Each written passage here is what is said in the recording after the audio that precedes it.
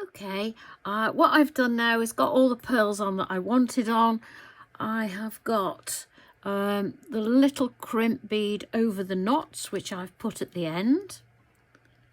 Now I need to squeeze that. I put that on before I came on camera because they have a tendency to jump around if you're not right on top of them watching what you're doing. So, but I didn't squeeze it. But that does need tidying up a little. Don't know why I'm whispering. Come on.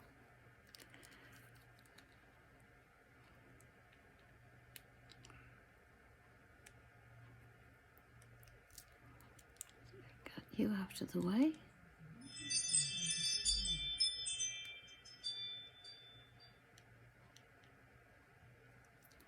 Right, there we are. That's looking good. That's looking nice. What I've got on here is my French wire, my little bead. In fact, it's all rolled up. They're all in the wrong order now. They've all rolled on top of one each other. So we put the silver bead on next, then the French wire, then the soldered jump ring. That's all looking very neat. And that. So now what we do is we go back through the silver bead.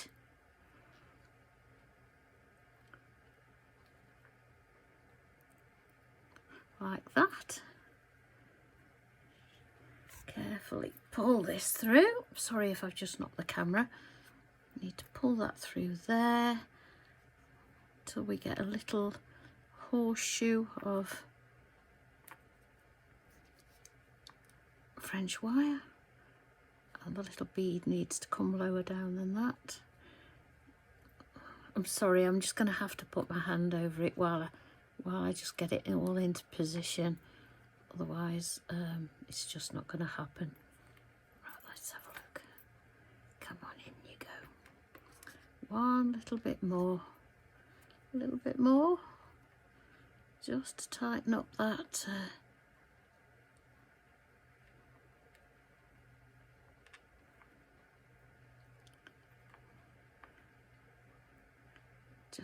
I'll just loosen that off because the French wire is, maybe I've cut too small a piece, but we can make it work, I think. There we go.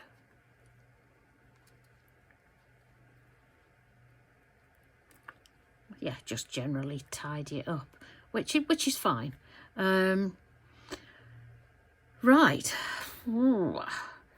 So what I'm going to do now is, what did I do on the other one? I tied a knot here and then put glue on it. So let's try doing that, see if I can do it neatly enough.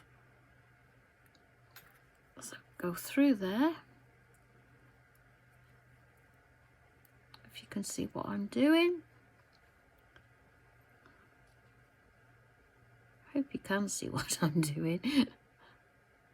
Right, there we go. So we're going to go in between those two beads, like that. Pull it really tight so that it virtually disappears. I'm going to put a dab of glue on that, and then when I cut it off, I shall press these two.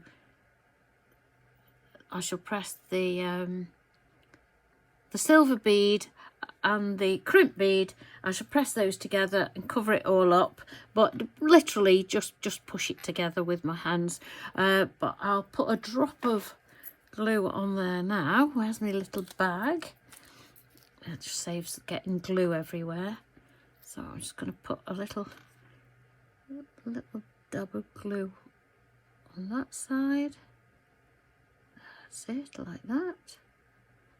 I'll just go up here a little bit as I did on the other end so that it makes It makes cutting it off easier. Doesn't get fraying everywhere. And up the other side and on there.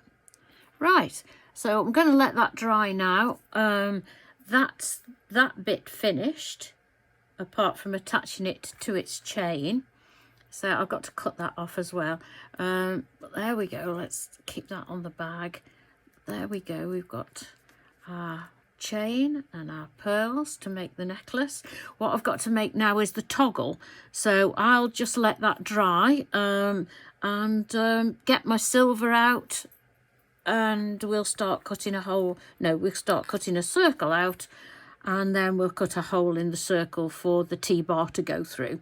So that's that little bit done for now, and I'll come back to you when I've sorted out everything for the silver. What I've got here is my silver, and these holes are for toggles I've made before for a necklace and a bracelet.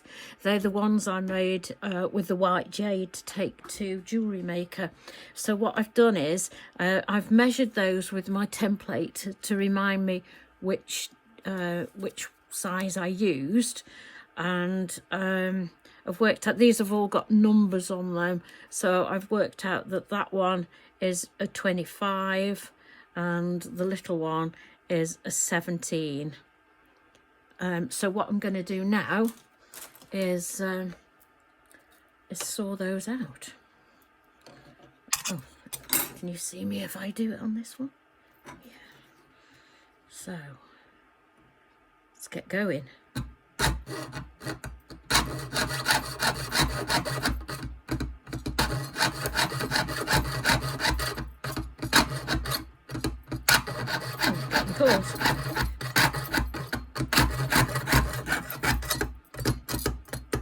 Oh dear, I don't know why it's getting caught. I need a new blade, I think. We'll see how far round we can get with this blade. I'm not too bothered about it being an exact circle because this is a nuisance. I was going to take this, see, we'll give it one more go. If it doesn't work, we'll take this blade out and change it over. What I was going to say was I'm not too bothered about it not being an exact circle because I'm going to texture it, and that will knock it out. It won't be perfect then, so I'm not going to bother trying to get an exact circle because I can file it and sand it afterwards once it's had a bit of a beating with the hammer. So I'll go off and I will. Oh, well, first of all, I'll go off and change the blooming blade, I think. It isn't very often I wear them out. I normally break them before I wear them out, or they normally break before I wear them out. But I'll go off and I'll cut these two circles out, change my blade, and then I'll come back and show you what I'm going to do next. I've got these two now sawn out, but I've got to cut holes in them for the T-bar to go through. Now, I found in my pot a little disc that's a number 10, and that's obviously what I cut out of my original one, and I cut it out off centre. So I need to drill a hole in there and cut that out, and proportionately I can't find the little bit that came out of that, so I'm going to proportionately find a little hole, probably 7 or 8. Let's put it underneath and then we'll tell a bit better. 7. Yeah, 8's too small. No, 8's... Oh, 7's smaller. Let's have a look. 7. Yeah, I think I'm going to go for 8. So I'm going to go for 10 on that one and 8 on the little one. So I need to mark it out with my... Well, I can do it now. Oops, what have I dropped? So, let's pick that up. Sign of getting old, when you groan, when you bent down. Right, let's have a look. So we want to mark a 10 on this one. And like I say, I'm going to do it off centre. Not only is it easier to do it off centre, I actually think it's nicer. I'd do it off centre anyway. Now, what number did I say for that one? An 8? Now I have to leave room to drill a hole for the jump ring to go through, so it'll only slightly be off centre, that one, but it'll be off centre, so that's all that matters. So what I'm going to do now is drill a hole in there, saw those two out, and then we'll think about texturing. Okay, I've got my blade through my disc now, and because I've drilled a hole in it where I marked the 10, and now I've got a lovely new blade. Yes, that's a bit better.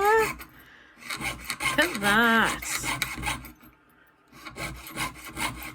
All it needed was a bit of time to change the blade. I don't know why I don't like changing blades, but particularly with, I don't know why I don't like it, because particularly with this saw, I mean, it's got all the bells and whistles on it, and it makes it as easy as it can for you to change the blade. So I have no idea why I don't like doing it, but anyway, here we go. Let's see what we can do. Look at that. No problems at all. You make sure you've got the right equipment.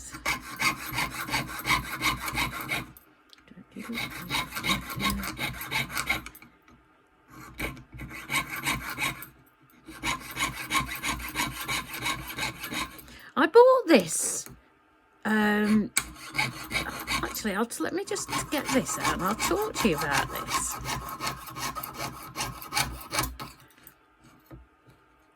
Right, there we go. Just undo. Well, let's take that out before it drops on the floor. There's my bit I've sawn out. Let's undo this. Take that off there. I'll leave it open because I've got to I've drilled the little one as well. What I was going to say was this little bench peg.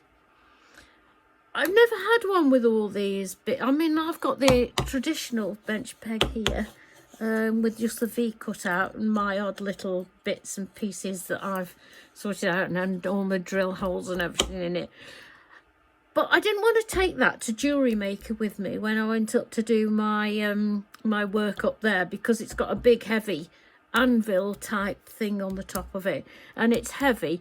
So what I bought this one specially to take with me, and it really was cheap as chips, because all it is, it pulls into two pieces. The bit you attach it to the desk with, and this, and it's light and it's small, and much easier to cope with than carrying this about, although I do love this. But I tell you what, I use this all the time now. It's really good with all these little bits in. I don't know what. You can screw it to your bench as well by the looks of it. But this is so convenient that unscrews and pulls out of there, so you just got two tiny bits to carry with you in your bag. But I do have to say, I find myself using it more and more these days, because I just like it. Although can't say I dislike my old traditional one, because you're lost without your bench peg. I realised when I was up at Jewellery Maker and hadn't got all my own stuff around me that we do everything on a bench peg, and when you haven't got one, you actually realise how useful it is on a day-to-day basis. But nevertheless, I bought myself that, like I say, £7, £8, £9. It was very cheap, but I absolutely love it. Anyway, I've got another one of these. I've got this small one, and I've drilled my hole in. I've got dropsy today, haven't I? Drilled my hole in it there, so I'll put my blade in, fasten that on. Probably be better if you could see what I was doing. Fasten that on there, tighten it up, and then what you do, make sure it's in both ends, and then what you do here with this is go where you can see me. You just screw this up to tighten it. Absolutely love it, I do. Wouldn't go back to another ordinary saw frame anymore. It's so light and it's so lovely. Oh, they don't ping when you've got something hanging on them. But anyway, I'll go off and I will saw this circle out of here and come back to you. What I've done now is as I say, I don't worry about them not being perfectly round. That's fine. They're going to have a bit of a knocking about, but I have drilled in the 2 holes before they get textured and domed. So I've got my sandbag with my metal block on top, and I've got my little hammer, and I'm going to texture away. I love this texture. And because it's not perfectly round in any direction, even this hole in the middle isn't perfect, it doesn't matter. It means that I'm not worried about going to the edge. I'm a bit more careful around the hole I've drilled at the top, but I can always re-drill that if I'm worried about it, or just tidy it up with the drill bit. But everywhere else, just give it a good old texturing, and then we'll dome it, and eventually it will have patina put on it. Platinol I use, as you know. That's my one of choice, really. It's not pleasant to smell, but I don't think it's quite as bad. It doesn't linger as long as liver of sulphur, and it's easier because it's already liquid in the bottle. My liver of sulphur is gel, and I have to mix it with hot water, whereas this, it's just in a bottle, and I use it cold with a paintbrush, and I just find it really, really convenient. Right.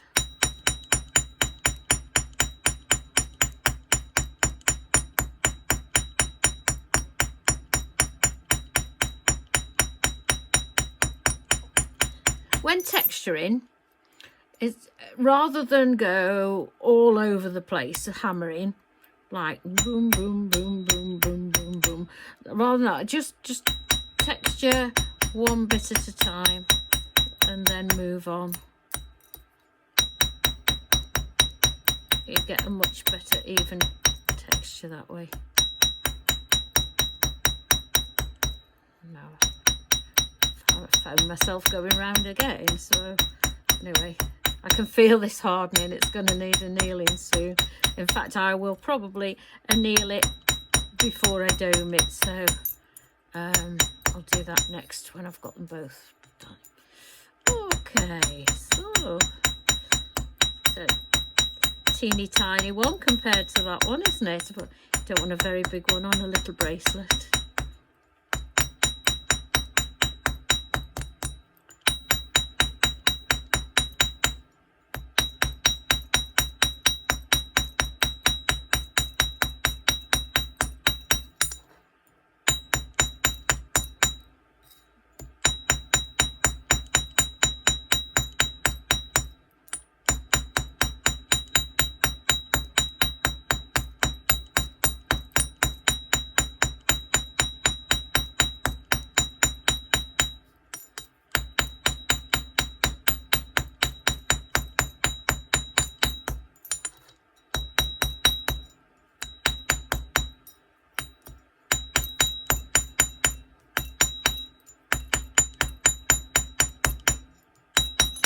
Got 2 more I've got to do for the other necklace and bracelet, but I've decided rather than try and make all 4 items at the same time, I'll do a necklace and bracelet, and then I'll do another necklace and bracelet after. You don't really want to see me do 4, I'm sure. Right, so what I'm going to do now is anneal those, then I shall file them and tidy them up, and then it's time for a bit of doming. Okay, we've we've done the annealing, we've done the pickling, and we've done some filing. So what we're going to do now is the doming. Now I've only got this oh no I haven't, I've got a little metal one up there, but I actually like this cheap little old doming block, this little wooden one. I use this and it just seems kinder, the sort of the wood. Yeah, that it's old. Oh, hang on, the cameras, I'm sorry, can you see if I go over here, because the camera's in the way of my hammer. Oops, let's move that, it's bouncing. Sorry.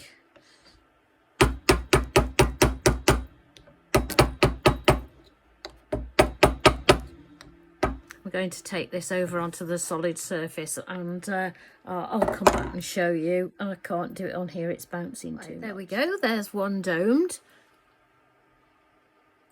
See that?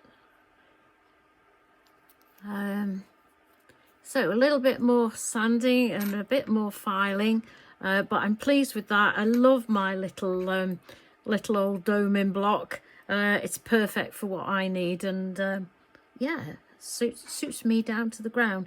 So what I'm going to do now is I'm going to go off and do the smaller one, and it's getting dark here now, so I'm going to call it a day for today, and then tomorrow we just got to make the T-bars and put the whole caboodle together. So we'll do that tomorrow morning, and I'll see you then. Have a good evening. Okay, good morning, we're back again.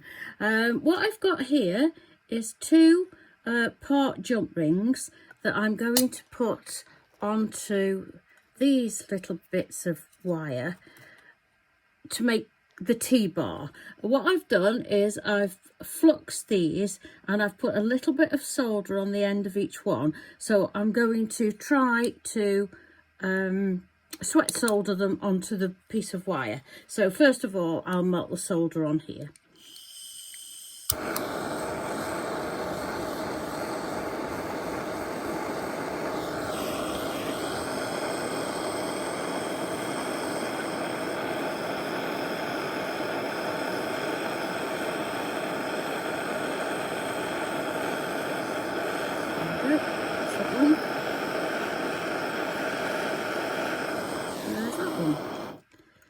That don't quite like sticking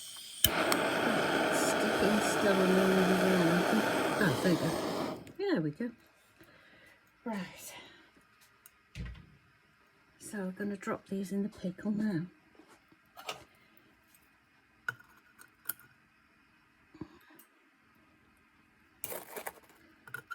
Drop these in the pickle and then set up with this to solder them on, so I'll come back to you about that. What I've got here, I've got flux on that piece of wire, I've got the little jump ring in there. I'm going to heat that up with this close by and then drop it onto there, and hopefully that'll work. But this does make my hand shake because it's so precise, but we'll have a go. I'll prop my hand up on the side of the pan here, and that should alleviate some of the shaking.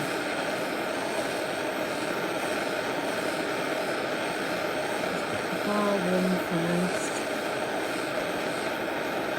One the jump ring up at the same time now. Pop that on there.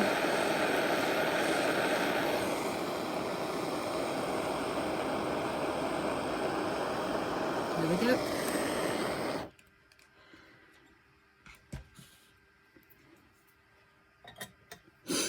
Excuse me.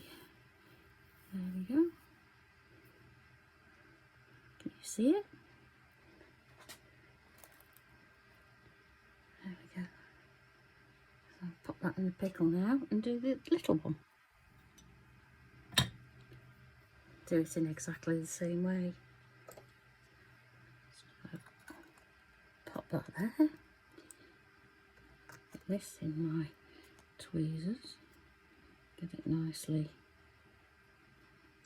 Oh.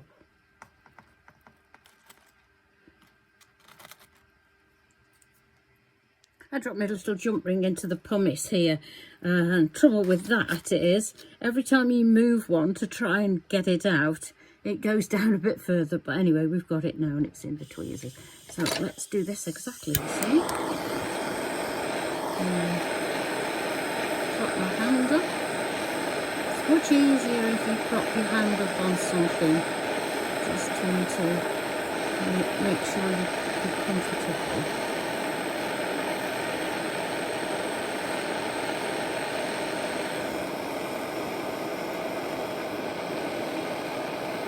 There we go, that's that one done as well. It's quite, it's very quick, but it's quite precise work. There you go, I don't know if you can see that, but that one's on. So I'm going to pickle these and then come back to you. Right, I've got all my pieces here, all my pieces bar one, because one of these, the little bar, the jump ring didn't solder on properly, so I had to resolder it. So that's back in the pickle pot. So what I'm going to do now is, while I'm waiting for that in the pickle pot, is that I'm going to put these on this bit of paper. Got my platinol, and I'm going to put some patina on these.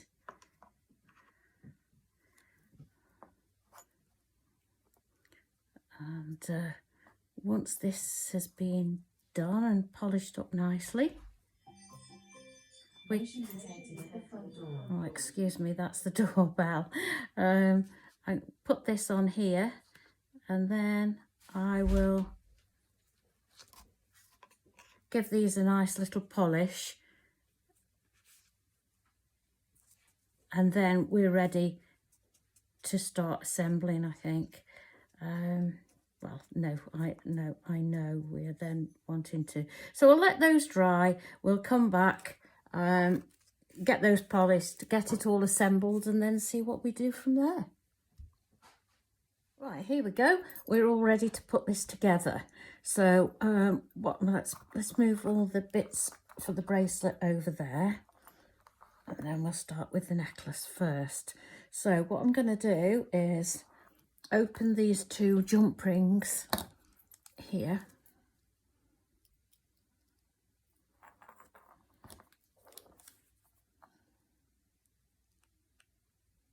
Put it in there, like that.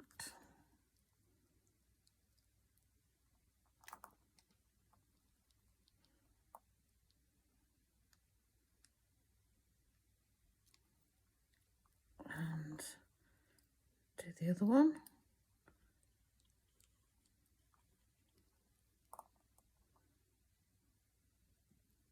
That one through there like that.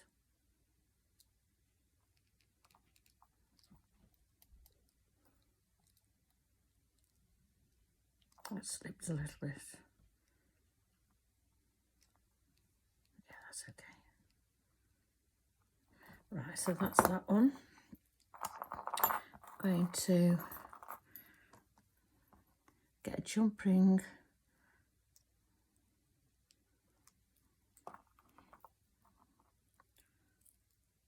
go through those two,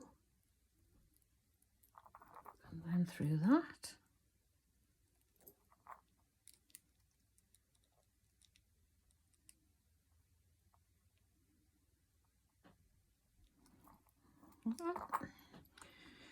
This is the easy bit, the assembly, isn't it?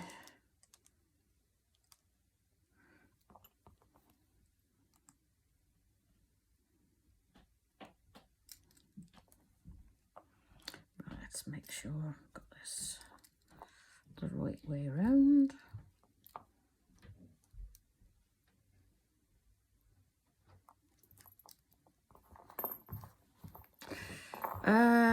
Right, that's the way it wants to go. So there we are. Let's see if I haven't fancied up the ends of this because I wanted to make sure it wasn't too long before I did it, and then I might file these ends down a bit. Whoops. There we go. Oh, that's perfect. Right, so there we are, there's that. So I'll do the same with the bracelet, then I'll put them on some busts and take a photo, and I'll add that to the end of the video. So thank you ever so much for watching.